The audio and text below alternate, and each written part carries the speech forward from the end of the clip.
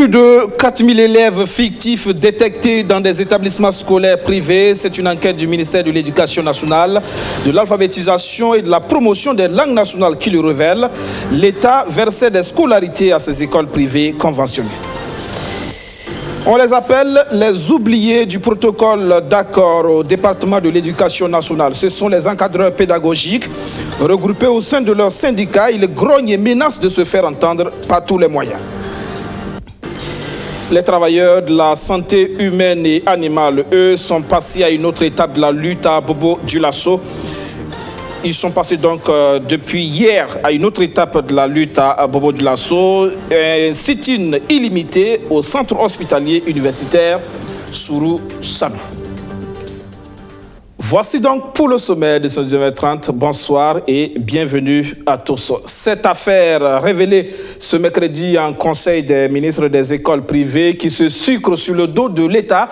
4059 élèves fictifs déclarés par ces écoles privées auprès de l'État dans le cadre des affectations des élèves qui n'existent nulle part, selon un contrôle du ministère en charge de l'éducation nationale. Et donc, l'État verse des scolarités à ces établissements pour rien. Les explications du ministre Stanislas Waro. Donc j'ai effectivement fait au Conseil une communication orale relative au suivi des élèves affectés dans les établissements d'enseignement privé conventionnés par l'État. Donc des établissements qui ont une convention avec le ministère en charge de l'éducation. Et cette convention permet à l'État, à travers le ministère, d'affecter des élèves dans ces établissements moyennant le paiement de leur scolarité. Donc ils sont en moyenne de 50 000 francs, sinon un peu plus pour le lycée. Et donc nous avons cette année décidé, avant donc la prise en charge financière des élèves affectés, nous avons décidé de faire un contrôle de la présence physique de ces élèves dans les différents établissements conventionnés. Et donc nous avons donc contrôlé 432 établissements. Il y a quelques établissements que nous n'avons pas pu visiter pour des raisons sécuritaires. Mais pour l'essentiel qui a été visité, nous avons donc détecté une présence fictive de 4059 élèves. C'est-à-dire que pour un certain nombre d'établissements, les effectifs qui nous ont été communiqués ne sont pas conformes à la réalité. Donc il y a des élèves qui ne sont pas présents et malgré cela, donc, ils ont été comptabilisés. Et donc nous avons notifié à ces établissements-là donc, justement de reprendre donc, leurs documents, les informations contenues pour une prise en charge financière. Et donc, ça nous permet donc d'économiser un peu plus de 203 millions de francs CFA. Et en plus de cela, donc, nous avons informé ces établissements que là, c'est un avertissement, parce que nous allons continuer les contrôles chaque année.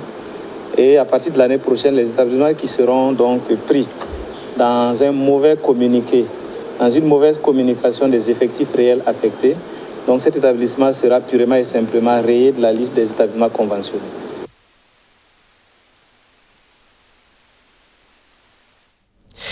Toujours dans le secteur de l'éducation, le consensus trouvé entre le gouvernement et la coordination des syndicats de l'éducation ne fait pas l'unanimité au sein des acteurs. Il y a ceux qui s'estiment lésés dans le protocole d'accord. Les encadreurs pédagogiques, par exemple, ils ont l'impression d'être oubliés par les deux parties dans l'élaboration du statut valorisant du personnel de l'éducation. Réunis au sein du SNEP-PD, le syndicat national des encadreurs pédagogiques du premier degré, ils entendent se donner tous les moyens légaux pour satisfaire leurs revendications. Roméo Koïta. Leur syndicat a aussi mené la lutte aux côtés de la CNSE, la coordination nationale des syndicats de l'éducation pour l'aboutissement de la mise en œuvre du protocole d'accord. Mais à l'arrivée, le SNEP-PD, le syndicat national des encadreurs pédagogiques du premier degré, se sent lésé dans ce qu'on pourrait appeler le partage du butin. Les revendications concernant leur corps n'auraient pas été prises en compte dans les négociations. Je vais dire courageusement que j'ai expliqué le problème, qu'eux-mêmes ils n'ignorent pas. Mais à un moment donné, on m'a dit que c'est un dossier que la CNC ne pouvait pas porter. Voilà. Maintenant, je ne sais pas pourquoi ils ont refusé de le porter. Si nous sommes ensemble et nous luttons ensemble, c'est pour le bien de tous les agents c'est pour le bien de tous les enseignants du Burkina Faso, mais qu'on ne s'associe pas à moi pour défendre ce dossier-là, sincèrement, je ne comprends pas. Le dossier dont il est question est relatif au plan de carrière des encadreurs pédagogiques du premier degré. Nous demandons tout simplement que les conseillers pédagogiques qui subissent 3 ans de formation après la catégorie B1, qu'ils soient reclassés en A1, comme d'autres corps de métier qui de B1 subissent seulement 2 ans de formation pour être reclassés en A1. Et nous demandons à l'État de reclasser les inspecteurs de l'enseignement du premier degré en catégorie PC, ce qui correspond aussi à leur profil de formation. Ça n'a pas été pris en compte au niveau du statut valorisant. Une injustice selon le SNEPD qui ne compte pas rester les bras croisés, d'autant que ce syndicat estime avoir été l'initiateur de la lutte pour le statut valorisant depuis 2008. Nous allons continuer le combat parce que nous sommes des syndicalistes. Nous allons revoir le gouvernement pour réexpliquer notre problème parce que ce n'est pas un problème que les gens ignorent. Deuxièmement, nous pensons aussi qu'il y a la voie judiciaire que nous pouvons emprunter parce que nous sommes des citoyens et nous avons des droits. Et nous pensons que le droit pourrait être dit aussi par rapport. Donc nous avons aujourd'hui 2 plans de bataille, et la bataille juridique et la bataille syndicale. Autant dire que le gouvernement qui croyait avoir du répit avec la rédaction du statut valorisant au profit des syndicats de l'éducation n'est pas encore sorti de l'ornière. En plus des encadreurs pédagogiques, il y a aussi les instituteurs adjoints certifiés et les instituteurs certifiés qui se sentent aussi lésés dans ce statut valorisant. Ils promettent tous des actions dans les semaines à venir. Lui est déjà dans l'action dans le secteur de la santé. Le SYNCHA, le syndicat des travailleurs de la santé humaine et animale, maintient la pression. Après la grève de 96 heures, il a enclenché le boycott des gardes de permanence dans les formations sanitaires publiques sur l'étendue du territoire national. À Bobo Dioulasso, plus précisément au centre hospitalier universitaire Sourousanou, en plus du boycott des activités, le SYNCHA a entamé un sit-in illimité jusqu'à l'effectivité de la fonction publique hospitalière. Majid Bakouan, Soto, Justin Dabile.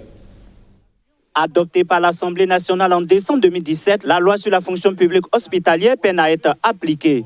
Le syndicat national des travailleurs de la santé humaine et animale dénonce des insuffisances dans la conception du tableau de reversement des agents de santé. L'analyse que nous avions faite par rapport à ces grilles-là, sur lesquelles on veut reverser les personnels, nous avions trouvé des insuffisances. Des insuffisances qui partent effectivement du non-respect même effectivement des engagements que le gouvernement même avait pris en termes d'augmentation des salaires de 20%. Alors nous avons signifié cela à la partie gouvernementale qui ont effectivement reconnu qu'il y avait des insuffisances, mais ils proposaient qu'on puisse reverser et après ils allaient procéder à la correction. C'est là la pomme de discorde entre le gouvernement et les agents de santé. Pour le SYNCHA, il faut d'abord corriger la grille avant tout reversement. Yaya Traoré, le secrétaire général du SYNCHA section CHU Sourousanou et ses camarades demandent à la direction générale de l'hôpital de surseoir aux travaux de reversement en attendant de corriger la grille. Aujourd'hui, ils ont mis une commission au niveau de l'hôpital Sourousanou pour procéder justement à ces reversements. Nous avons donc dit, tant que effectivement ce serait cette grille-là, nous n'allons pas accepter qu'on puisse en tout cas reverser un travailleur sur une grille qui ne respecte pas les engagements et qui ne fait pas l'affaire effectivement des travailleurs. Parlant des insuffisances, Yaya Traoré estime que la grille d'indemnisation de 20% que le gouvernement a consentie le 31 janvier 2018 ne tient pas à sa juste valeur pour tout le personnel du CHU Sourousanou. Il appelle donc le gouvernement à revoir sa copie. Nous avons constaté que plus vous montez les échelons, vous allez en tout cas au plus haut, en tout cas au plus gradé des agents de notre ministère. En tout cas, on perçoit qu'on tend vers les 20%. Maintenant, quand vous commencez à descendre vers les bas, en tout cas au plus bas niveau de l'échelle, vous trouvez des augmentations de l'ordre de 4%, ce qui est loin vraiment des 20%. Et en plus de ça, il y a des gens qui vont perdre effectivement des échelons, en tout cas de 1, 2, voire même 4 échelons au titre de reversement. Donc c'est ce que nous décrions et nous demandons en tout cas au gouvernement, en tout cas de revoir sa copie par rapport à cela. Ce sitting des agents de santé du Chusoro Salon de Bobo Dioulasso est prévu pour se tenir tous les jours ouvrables de 7h30 à 11h jusqu'à ce que les travaux de la commission de reversement des agents de la santé soient suspendus par la direction générale. Rappelons que la fonction publique hospitalière est un engagement du président du FASO. Elle consiste entre autres à l'amélioration des conditions de vie et de travail des agents de santé. Le gouvernement cible de tir du cadre d'expression démocratique. Le CED l'accuse d'être animé de mauvaises intentions. D'abord, sur les élections de 2020, l'organisation pense que le pouvoir travaille à repousser les échéances. Il y a aussi l'affaire Djibril Bassolé. Pascal Zaïda et ses camarades pensent, tout comme le chef de file de l'opposition politique, que le gouvernement souhaite le pire au général Bassolé qui n'arrive pas à obtenir une autorisation de sortie du territoire pour des soins. Didier Daourou. Des larmes pour exprimer son amertume et pour interpeller le pouvoir MPP sur la santé du général Djibril Bassolé. Pour le coordonnateur du cadre d'expression démocratique CED, le gouvernement est dans une posture criminelle. Il use de manigance pour empêcher le général de bénéficier de soins appropriés. Quand on l'a évacué à Tunis, Bassolé était dans une clinique esthétique qui relève d'une clinique d'un des amis du médecin d'adresse de la présidente du FASO. Lorsqu'on veut le traiter, on l'amène dans une autre clinique. Cette clinique fait la facture. Ils envoient dans la clinique esthétique là où il est. Ce monsieur, il fait une autre facture, c'est-à-dire il surfacture. Et il envoie à Dabiré. Même pour son intervention, c'est pareil. La garde qui l'a accompagné était obligée, disons, c'est une qu'on appelle ça, pour les salles où on garde les malades là. C'est une salle où on garde les malades qui sont obligés d'évacuer pour mettre la garde là-bas. Mais pour encore vous rappeler, c'est que avant que Bassolé ne s'envole, le pouvoir avait mis le pied dessus. Il aurait fallu que la hiérarchie militaire dise non, c'est un frère d'armes. Aujourd'hui c'est lui, demain ça peut être moi. C'est comme ça qu'ils ont mis la pression pour que Bassolé sorte. Le pouvoir accusé dans l'affaire Bassolé, le pouvoir accusé aussi d'être à la base d'un climat social délétère et d'une situation sécuritaire détériorée. Pour le CED, la gouvernance est un échec total sous Roch-Marc Christian Kaboré. Pascal Zaïda soupçonne le MPP de vouloir repousser les élections de 2020 en utilisant comme prétexte la situation sécuritaire. Il accuse l'exécutif de laxisme face à la recrudescence du terrorisme. Nous sommes informés, tous les plans sont mis en œuvre pour que les élections présidentielles n'aient pas lieu en 2020, compte tenu de la question sécuritaire. Nous nous posons la question, qui entraîne ce désordre sécuritaire? Est-ce que ce n'est pas le pouvoir qui est derrière ces attaques terroristes? Auparavant, on avait dit Blaise Compaoré. Après, on est revenu, on a dit non, que c'est l'Occident. Finalement, on ne sait même plus où on va. De l'affaire des Koglogo à celle de Kwa, en passant par les grèves à répétition et les attaques terroristes, Pascal Zaïda et ses collaborateurs dépeignent un tableau sombre de la vie sociopolitique du Burkina Faso. Le CED réaffirme sa position. Le président Roch-Marc Christian Kaboré doit rendre le tablier. Près d'un an après l'adoption du code pénal du Burkina Faso, la dynamique de renouvellement de l'arsenal juridique répressif burkinabé se poursuit. Un nouveau code de procédure pénale a été adopté ce mercredi par l'Assemblée nationale. Ce code de procédure pénale connaît des avancées majeures, mais il comporte aussi des failles, estiment les organisations de la société civile actives dans le domaine des droits humains. Arsène Konitamde. Depuis 2018, le Burkina Faso dispose d'un nouveau code pénal. À ce code pénal, un projet de code de procédure pénale vient en appui. Et si le code en lui-même comporte quelques innovations, le plaidoyer de la Commission des lois des organisations de la société civile a permis une prise en compte de certains points. Ce sont entre autres l'élargissement du privilège de juridiction à certains acteurs de la justice, notamment les greffiers, et la création d'un chapitre spécifiquement consacré à l'entraide judiciaire. Une loi qui a été adoptée avant même l'indépendance du Burkina Faso. Et c'est cette loi-là qui a toujours cours. Mais grâce à notre proposition et à la proposition certainement d'autres acteurs, le gouvernement a accepté de faire ressortir dans le nouveau code de procédure pénale les principes relatifs donc à l'entraide judiciaire, notamment à l'extradition donc des étrangers. Autant le projet de nouveau code comporte des innovations, autant il a à certains points des imperfections que les OSC aimeraient corriger. L'un de ces points, la faible prise en compte des droits des victimes. Seulement quelques dispositions EPAS font référence à cela. L'essentiel des dispositions concerne la personne accusée. Alors nous avons proposé que le projet de code de procédure pénale soit plus ambitieux dans la prise en compte donc, des droits des victimes par la prévision et l'énumération des droits fondamentaux de la victime conformément à la Déclaration des Nations Unies de 1985 relative aux victimes. Nous avons préconisé aussi l'énumération des diligences que les officiers de police judiciaire et les agents de police judiciaire doivent prendre à l'égard des victimes. L'autre correction que les OSC aimeraient apporter au nouveau code de procédure pénale, c'est l'extension des délais de prescription de 10 à 20 ans pour les crimes par exemple. Une disposition qui permettrait à des plaignants de pouvoir intenter une action en justice 20 ans après le préjudice subi. Nous avons proposé par exemple que pour les crimes, les délais de prescription puissent être amenés à 20 ans au lieu de 10 ans. Parce qu'on est dans des pays où les gens sont ignorants, ne connaissent pas leurs droits et peuvent après coup se rendre compte qu'il fallait entreprendre donc des actions sous peine donc de se retrouver forclos. Les organisations réunies au sein de la commission des lois des organisations de la société civile souhaiteraient également que soit accordé plus de place aux OSC dans la procédure pénale. Ce 29 mai à l'Assemblée nationale, ce projet portant code de procédure pénale a été voté à l'unanimité des 111 votants. Voyons ce concept novateur contre la malnutrition. Enfants et œufs, c'est l'INERA, l'Institut national de l'environnement et de recherche agricole et son partenaire ELSIL qui porte le projet de développement de l'élevage de volailles par les femmes au profit des enfants de 6 à 24 mois. Alexis Bilemnaba, Arsène Konitamde pour les précisions.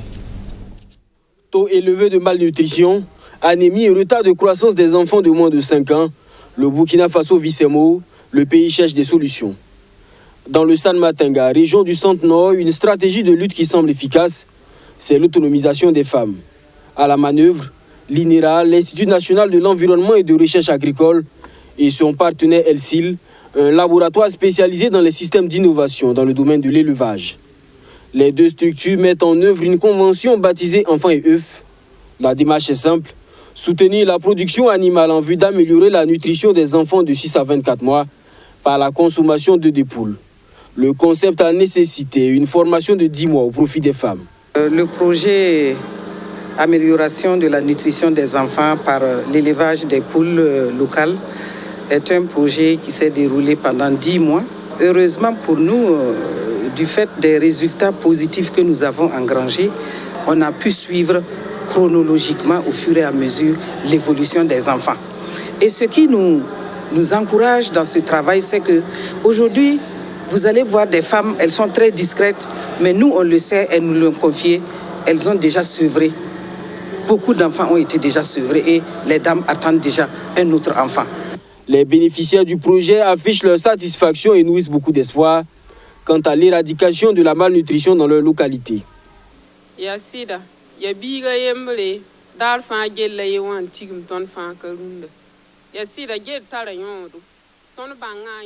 C'est vrai, un enfant, un œuf qui nous réunit ici aujourd'hui. L'œuf a de la valeur et nous avons connu sa valeur. Il nous a donné chacune 3 poules. Nous, les parents de l'enfant, il s'agissait pour nous de compléter avec une autre poule pour qu'elle puisse pondre suffisamment pour la consommation de l'enfant. Nous avons pu suivre. Nous avons vu son importance, l'importance de l'œuf pour l'enfant. Il lui donne de l'intelligence et de la connaissance. Il y a eu un suivi de la volaille et de l'évolution des enfants. Parfois, il y a une visite d'échange pour voir l'évolution de la volaille.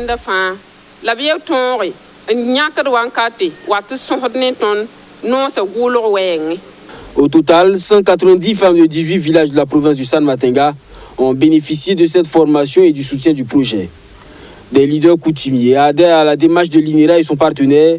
Sur place, ils ont offert des poules pour l'amélioration de la nutrition des enfants de 6 à 24 mois. Obtenir automatiquement ces attestations de situation fiscale et la certification de chiffre d'affaires ou encore connaître l'état de toutes ces dettes et les restes à recouvrer par l'État pour ces formalités. Le geste à faire est simple désormais. La plateforme e-Syntax de la Direction générale des impôts vient d'innover dans la digitalisation. Sandrine Zougouri. Après la télédéclaration et le télépaiement en 2018, la Direction générale des impôts révolutionne son portail e-Syntax. Cette plateforme intègre cette année de nouvelles fonctionnalités dont l'objectif est de satisfaire les contribuables avec des services sécurisés et adaptés à la technologie. Des fonctionnalités qui seront accessibles à compter du mois de juin pour les nouveaux adhérents. Il s'agit notamment de la délivrance des attestations de situation fiscale en ligne, de la délivrance des certifications de chiffres d'affaires en ligne, de la consultation de l'ensemble de vos arriérés d'impôts en ligne, de l'enregistrement des marchés publics en ligne afin de disposer de sa fiche de décompte fiscal en moins d'1 minute. Le paiement des impôts et taxes par mobile monnaie, c'est déjà effectif avec Orange Money et nous espérons bientôt avec Mobi Cash. La Direction générale des impôts a digitalisé son processus de recouvrement et de paiement des impôts et taxes, mais ce processus de modernisation est très loin d'être terminé. En plus de la nouvelle version 2019 de e-Syntax, des perspectives sont en cours. La Direction générale des impôts va poursuivre ses efforts de digitalisation dans les prochains mois et permettre le développement d'une application mobile que nous allons appeler m-Syntax, qui sera disponible sur Android ou iPhone et qui permettra à tous de réaliser leurs obligations fiscales depuis un smartphone. L'installation de bornes intelligentes que nous appelons b-Syntax dans tous les centres des impôts, permettant à tous les contribuables de consulter leur situation fiscale en toute autonomie et d'imprimer toutes leurs attestations. Lancé devant les différents partenaires et contribuables, le bon fonctionnement de ces fonctionnalités nécessite également une très bonne connexion. Sur ce point, le ministère en charge de l'économie rassure. Aujourd'hui, je pense qu'avec les différents opérateurs, on a beaucoup progressé dans la fluidité de la connexion. Même dans les contrées les plus reculées, dans les campagnes, les différents acteurs, les différentes populations ont accès à Internet par les téléphones mobiles. Moi, je vois ça dans les différents villages où je vais et je pense même dans les villages les plus reculés. Donc on peut être optimiste que ce système va quand même bien s'étendre et concerner tout le monde. De 2018 à aujourd'hui, 60% des recettes fiscales de la Direction générale des impôts sont désormais déclarées et payées en ligne.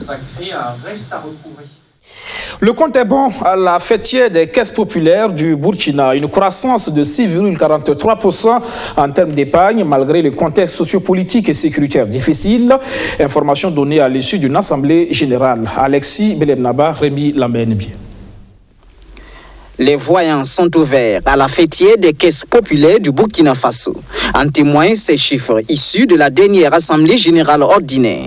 147 milliards de francs CFA en cours d'épargne, soit une croissance de 6,43%, et 101 milliards de francs CFA d'encours de crédit, soit une croissance de 5,87% par rapport à l'année précédente. Des résultats réalisés malgré le ralentissement économique et le contexte sécuritaire difficile. Il faut dire qu'au cours de l'année 2018, malgré les difficultés qu'ont connues vraiment le pays en termes d'insécurité, en termes de ralentissement économique, les indicateurs au niveau du réseau sont ouverts. Parce que nous avons enregistré une croissance de nos membres de l'ordre de 5%, l'épargne de l'ordre de 6%, le crédit de l'ordre de 8%, Et quand vous regardez, l'ensemble des indicateurs sont au vert. Et tout cela est mis sur le compte de la confiance qui nous ont été accordés par nos membres. Un exploit bien apprécié par le ministère de l'Économie, des Finances et du Développement, mais aussi par le directeur national de la BCEAO. Au-delà des chiffres, il faut noter l'effort et l'importance de la fête des caisses populaires dans l'environnement de la microfinance au Burkina Faso et surtout pour le développement des petites et moyennes entreprises. Les autorités ont reconnu la nécessité de garder ce cap. Ils n'ont pas, je vais parler de la fête des caisses populaires du Burkina Faso, n'ont pas le droit de faillir compte tenu de leur place dans cet environnement microfinancier. Ça prend tout son sens dans le contexte où nos États, en particulier le Burkina, sont engagés dans le renforcement de l'inclusion financière. Comme vous le savez, une stratégie nationale vient d'être adoptée. Et dans cette dynamique, la microfinance a un rôle important. Pour le réseau, on a plus de 1 million de membres. C'est quand même sans doute une des contributions les plus importantes dans le secteur financier à l'inclusion financière. Donc c'est aussi dans cette optique, puisque nous avons également une stratégie régionale d'inclusion financière qui est en cours de développement. Face aux défis de l'environnement du réseau, les exigences du cadre légal et réglementaire du secteur de la microfinance, il a fallu des efforts pour en arriver à une seconde reconfiguration de certaines caisses populaires. Les effets nombreux des mouvements sociaux et de la crise sécuritaire, la forte pression concurrentielle de la part des banques et des nouveaux intervenants dans le secteur des microfinances au Burkina, mais le réseau des caisses populaires du Burkina reste stable et fidèle à ses engagements envers la population et l'économie nationale. Et c'est la fin de cette session d'information. Merci de l'avoir suivi. Restez avec nous à 20h15. Rendez-vous pour le journal à langue nationale Morée. Excellente soirée sur notre chaîne. Bonsoir.